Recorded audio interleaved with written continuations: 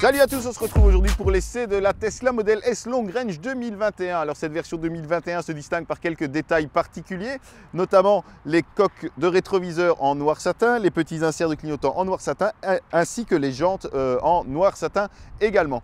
Et puis pour le reste, le reste ce sera pour une prochaine fois parce qu'à partir de maintenant je suis en vacances. Salut. Nico? Et je fais quoi moi Nico? Bah, je sais pas, t'as qu'à partir en vacances avec.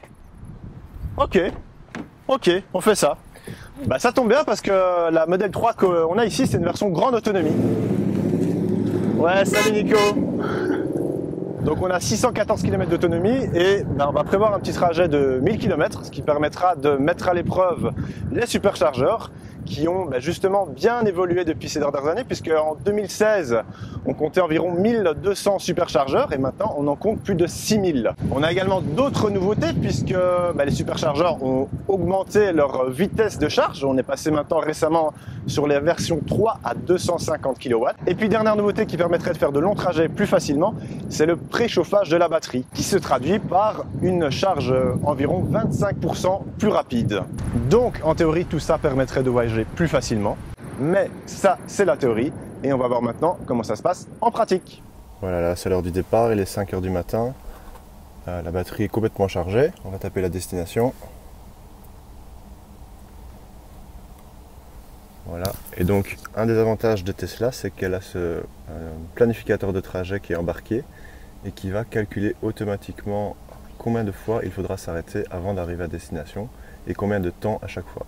Donc voilà, le trajet est calculé, il faudra compter 10h56 pour faire 954 km et il faudra s'arrêter deux fois, une fois à Troyes pendant 40 minutes et une fois à l'aire du Poulet de Brest pendant 45 minutes. Cependant, étant donné que Troyes se trouve à près de 4 heures de route d'ici, on va sans doute faire une petite pause détente avant ça. Quitte à s'arrêter, autant s'arrêter à un endroit où il y a un superchargeur que je repérerai du côté de Reims.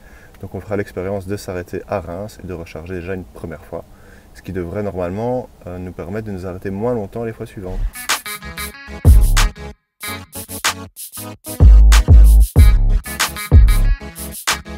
Voilà, donc maintenant ça fait 230 km qu'on conduit. Et donc au niveau de la route, on est pour l'instant comme prévu en vue de notre premier arrêt au superchargeur de Reims.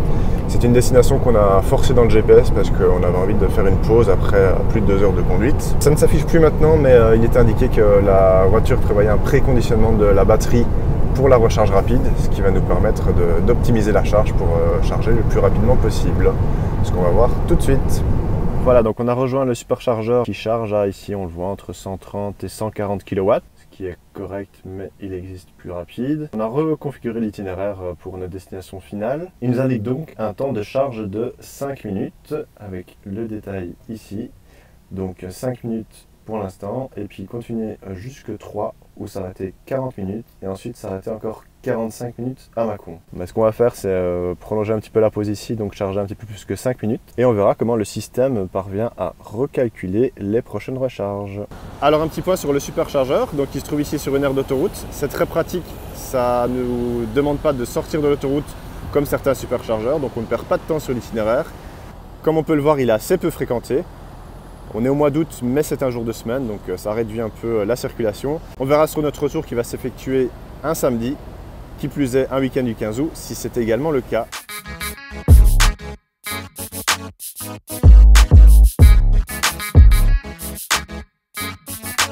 Donc voilà, maintenant on se dirige vers un superchargeur qui se trouve à l'extérieur de notre trajet, mais qui est un superchargeur V3 qui va nous permettre de charger assez rapidement. En théorie, on peut charger jusqu'à 250 kW.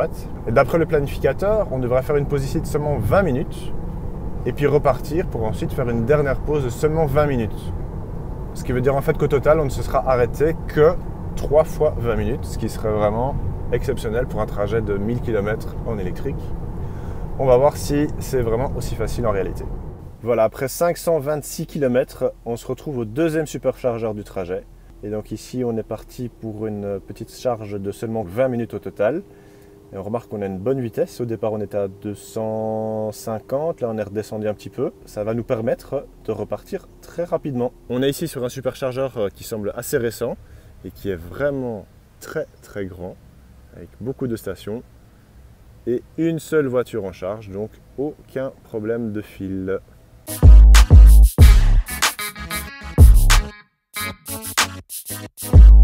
Bon voilà, tout se passe bien pour les recharges, mais par contre là on est confronté à un gros problème, c'est que l'écran est complètement figé. Il n'y a plus rien qui bouge, donc il y a un grand carré bleu qui est apparu.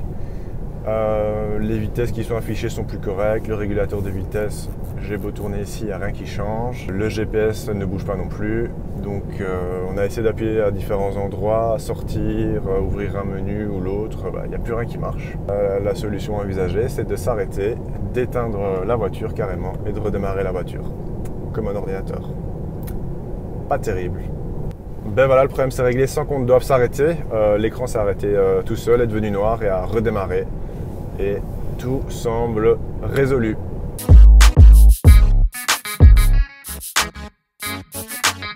Et nous voilà arrivés à la troisième étape. On a un superchargeur dans la région de Lyon. Et comme vous le voyez, c'est un chargeur rapide. On charge pour l'instant à 172 kW ou 172 kW. Et puis après, on devrait pouvoir rejoindre notre destination directement. On peut remarquer qu'il y a un peu plus d'emplacements qui sont pris que lors de nos précédentes pauses. On voit de différentes nationalités, il y a des Norvégiens, des Français et des, je vous laisse deviner, bah oui, des Néerlandais. Voilà, il est midi 29, il reste 4 minutes de charge. A priori, on devrait se retrouver à la destination avec 12% de batterie.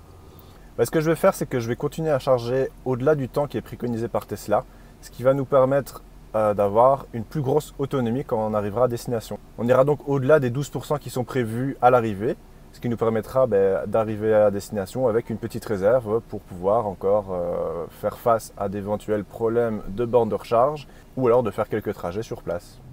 Bon voilà, on a prolongé la recharge, ce qui nous permettra de continuer donc 514 km et qui permettra surtout d'avoir 36% d'autonomie à l'arrivée.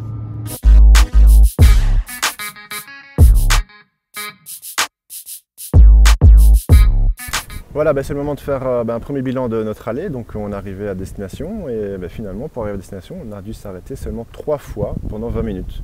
Ce qui veut dire 1 heure de pause au total sur un trajet de 950 km qui prend à peu près 11 heures. Franchement, c'est très raisonnable. Ce qui est remarquable en fait, c'est la flexibilité qui a été offerte par les superchargeurs pendant ce trajet. C'est-à-dire que par exemple, quand on roule en voiture thermique, en essence ou en diesel, on peut décider sur une longue route de s'arrêter plus ou moins loin selon notre fatigue ou selon d'autres critères. Et en fait, c'est également possible en Tesla.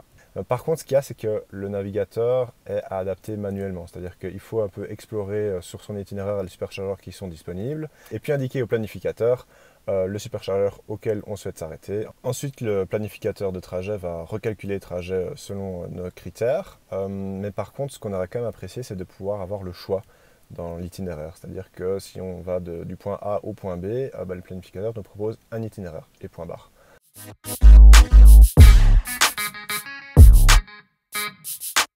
Voilà, on est maintenant sur la route du retour, donc on doit toujours faire 950 km et on a lancé le planificateur de trajet qui nous demande cette fois-ci de faire 2 pauses. Une pause de 25 minutes et une pause de 35 minutes. Donc pour un total d'1 heure, ce qui est à peu près conforme à ce qui avait été demandé à l'aller, ce qui est assez logique.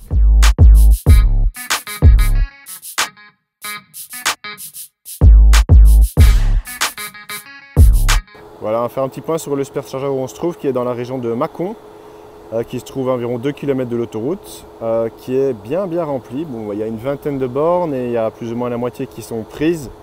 Et donc pas de souci pour accéder au superchargeur, pas de fil à effectuer, on a pu arriver et charger directement. Donc on est confronté ici à notre premier bug pendant la recharge. Il nous reste environ une dizaine de minutes de recharge et puis la recharge a été soudainement interrompue. Bon voilà, ça n'a pas fonctionné sur la borne où on était, donc on a dû déplacer la voiture, changer de borne. Heureusement, il y a assez de bornes de libre. Et là, la recharge est repartie.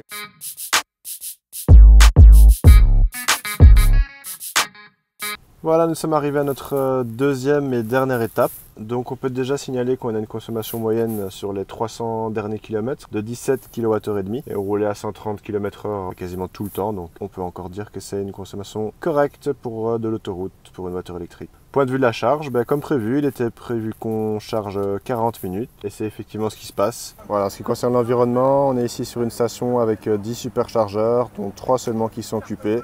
Donc aucun souci malgré qu'on soit un jour de grand retour de vacances. Et puis ce qui est pas mal, c'est qu'on est ici dans un centre commercial où il y a différents magasins, mais aussi différents endroits où on peut manger un petit bout et profiter de sa pause pour ne pas perdre de temps. Donc voilà, on a repris la route après une recharge de 40 minutes comme prévu. Et il nous reste à effectuer 350 km et on aura assez de carburant pour arriver à destination sans encombre avec même une petite marge. Donc voilà, on file vers la destination et puis on se retrouve pour la conclusion. Salut Nico! Salut Nico! Alors, ces vacances en Tesla? Pas dégueulasse, ça s'est bien passé. Bien? Pas trop facile avec une longue range comme ça? J'avais déjà fait le voyage en 2016 avec une Model S et ça avait été possible, mais un peu compliqué, un peu embêtant certaines fois. Mais ici, avec cette version à longue autonomie, avec le réseau qui s'est étendu, etc., c'est devenu vraiment très facile de voyager en électrique. Combien de temps de charge alors au total? À l'aller 1 heure et puis au retour un peu plus qu'1h15. Correct, sur un temps de trajet de 11 heures de voyage, à peu près 1000 km. C'est raisonnable. Donc c'est un peu comme une voiture thermique en fait. Ouais, en fait, tu peux voyager avec cette voiture-ci comme tu voyages avec une voiture thermique. C'est-à-dire que toutes les 2 ou 3 heures, tu fais quand même une pause sur un long trajet. Ce qui est recommandé, une pause toutes les 2 heures sur les longs trajets. Oui. Et donc, tu peux en profiter pour charger la voiture à chaque fois sur un petit coup de 20 minutes. Ou si tu veux manger, tu t'arrêtes un peu plus et tu repars pour une plus longue autonomie. Et pas eu de problème de charge, jamais, t'as pas dû faire la file, rien du tout? Non, mais au retour, j'étais vraiment sur un gros week-end bien chargé sur la route et franchement, aucun souci sur les superchargeurs. J'ai pas dû faire la file, il y avait toujours assez de place de libre. J'ai juste eu un souci une fois avec un superchargeur qui fonctionnait pas, mais j'ai pu déplacer la voiture à un autre superchargeur et à ce moment-là, ça a réglé le problème. Et au niveau de la voiture, pas eu de gros problèmes, de bugs, Pour l'objet du reportage, est-ce qu'on peut voyager facilement? Oui, là on peut dire que quasiment tout est parfait. Par contre, il y a quand même un gros problème de stabilité avec l'interface qui a bugué 2 ou 3 fois sur notre trajet. Ah quand même? Quand même, ouais. Et donc à ce moment-là, plus moyen de rien faire, donc c'est quand même assez gênant. Bon nickel, écoute, merci beaucoup pour ce reportage et puis je te laisse faire la conclusion et nous on se retrouve la semaine prochaine pour un nouvel essai. Salut! Ok, si vous avez aimé cette vidéo, n'hésitez pas à mettre un petit like, à vous abonner à la chaîne et n'hésitez pas à partager la vidéo et on se retrouve bientôt pour une prochaine vidéo. Salut!